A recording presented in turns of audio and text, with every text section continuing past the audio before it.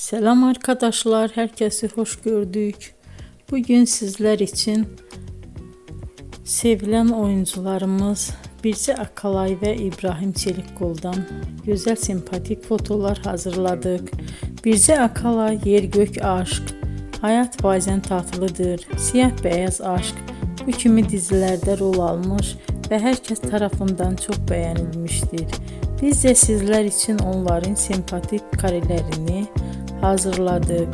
Yeni videolar görmek istiyorsanız kanalımıza abone olup bol bol yorum yazmayı, sona kadar izlemeyi unutmayın.